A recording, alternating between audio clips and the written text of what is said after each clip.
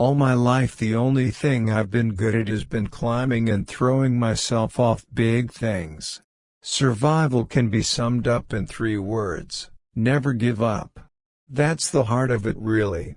Just keep trying.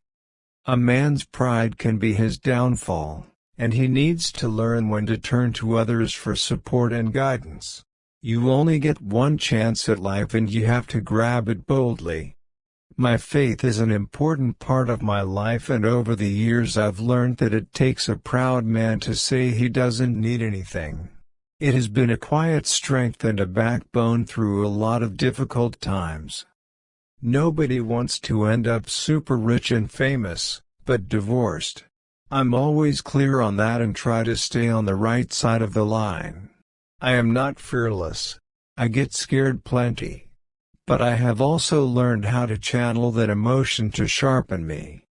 To me, adventure has always been the connections and bonds you create with people when you're there. And you can have that anywhere. Adventure should be 80%. I think this is manageable, but it's good to have that last 20% where you're right outside your comfort zone. Still safe, but outside your comfort zone. The line between life or death is determined by what we are willing to do. Look, sometimes, no matter how hard you try, sometimes you need a bit of luck. I find skydiving really hard. I broke my back while skydiving when I was in the military, and for 18 months all my nightmares were about falling. Survival requires us to leave our prejudices at home. It's about doing whatever it takes, and ultimately those with the biggest heart will win. The truth is, I need 10 lifetimes to scratch the surface of the things I love to do. The hardest thing about my job isn't the snake bites or the crocodiles, it's being away from my children.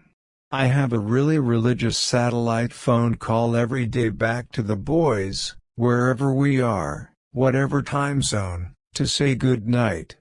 The rewards of the wild and the rewards of the survivor go to those who can dig deep, and, ultimately, to the guy who can stay alive.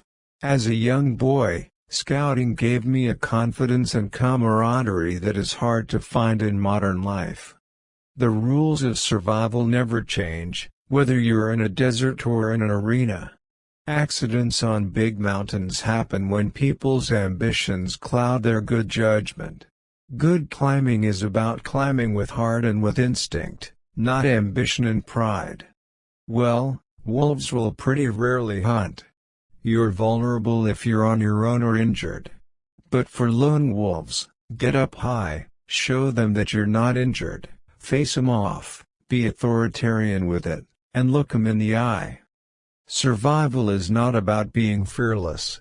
It's about making a decision, getting on and doing it, because I want to see my kids again, or whatever the reason might be.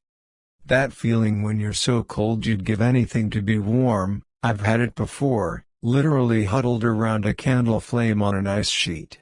The Special Forces gave me the self-confidence to do some extraordinary things in my life. Climbing Everest then cemented my belief in myself. I loved climbing because of the freedom, and having time and space. I remember coming off Everest for the last time, thinking of Dad and wishing that he could have seen what I saw. He would have loved it. Being brave isn't the absence of fear. Being brave is having that fear but finding a way through it. Our fate is determined by how far we are prepared to push ourselves to stay alive, the decisions we make to survive. We must do whatever it takes to endure and make it through alive. Life's full of lots of dream stealers always telling you need to do something more sensible. I think it doesn't matter what your dream is, just fight the dream stealers and hold on to it. Some of the greatest survivors have been women. Look at the courage so many women have shown after surviving earthquakes in the rubble for days on end.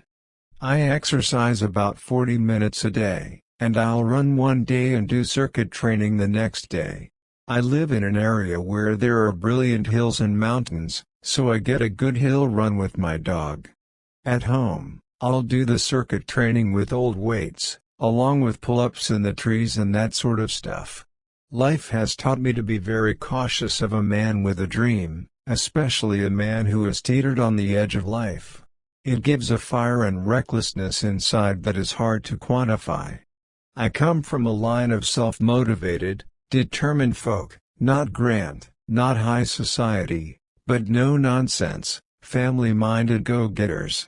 I've fallen down crevasses, been bitten by snakes, been knocked unconscious, had various limbs broken, and once, a heavy camera came plunging down which very nearly decapitated me.